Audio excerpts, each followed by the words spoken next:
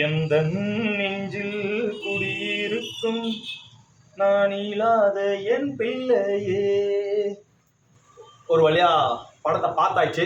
வேற லெவலுங்க. பிளாஸ்ட் பண்ணிட்டார் தளபதினு தான் சொல்லணும். தளபதி மட்டும்தான் பிளாஸ்ட் பண்ணார். இருக்கிற உண்மையான அனிலா, உண்மையான ஜெனியூன் ரிவ்யூவா சொல்ற மக்களே. படம் வந்துட்டு ஓஹோ ஆஹான்னு சொல்ற மாதிரி இல்ல, தளபதிக்காக நம்ம கொண்டாட வேண்டியது இருக்கு. ரொம்ப பயங்கரமான எக்ஸ்பெக்டேஷனோட நான் போயிருந்தேன். ஆனா பயங்கரமான ஏமாற்றம். வினோத் இப்படி பண்ணுவாருன்னு நான் நினைக்கல. உண்மையிலே வந்து இந்த படத்தை பார்க்கும்போது, கடைசி படம்னு சொல்லி ஆசைப்பட்டு போய் பார்க்கும்போது, நம்ம அட்லியும் லோகேஷும் எவ்வளோ சரியானவங்க தளபதிக்கு அப்படின்னு சொல்லி தெரிஞ்சது. ஏன்னா பிகில் மாதிரி எதனா ஒண்ணு இல்ல லியோ மாதிரி ஏதாச்சும் ஒண்ணு கிட்டி கொடுத்துருந்தா கூட உண்மையிலே வேற லெவலில் புலகாங்கிதப்பட்டிருக்கலாம். இப்படி எல்லாம் பண்ணுவாங்கன்னு சொல்லி நினைச்சே பார்க்கல நான். பட் இருந்தாலும் லாஸ்ட் ஒன்னா தளபதியை பார்க்கறதுனால கொஞ்சம் அதெல்லாம் பொறுத்துக்கிட்டு 3 மணி நேரம் நம்ம உட்கார வேண்டியதா போயிடுச்சு.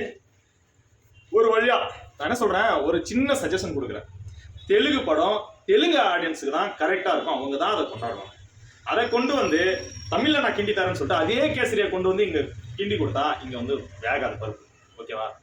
எவ்வளவு எக்ஸைட்மெண்டா இருந்திருப்பாங்க. ஜனநாயகன் சொல்லிட்டு. ஆனா அதை ரிலீஸ் பண்ணாமல விட்டுருந்தா கூட ஜனநாயகன் அப்படின்னு சொல்லிட்டு ஒண்ணு இருந்துச்சு அப்படின்னு சொல்லிட்டு ஒரு சந்தோஷத்துல இருந்து.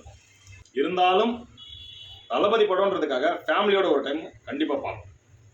இனிமே வந்து இந்த மாதிரி நம்ம பார்க்க போறதில்ல. அதனால தளபதிக்கு வந்து மிகப்பெரிய ஒரு நன்றி. இதை பத்தி நான் யூடியூப்ல மிகப்பெரிய வீடியோவை நான் மேக் பண்றேன். மக்களே, நம்ம பேஜை ஃபாலோ பண்ணிக்கோங்க, வீடியோவை ஷேர் பண்ணுங்க, லைக் பண்ணுங்க மக்களே.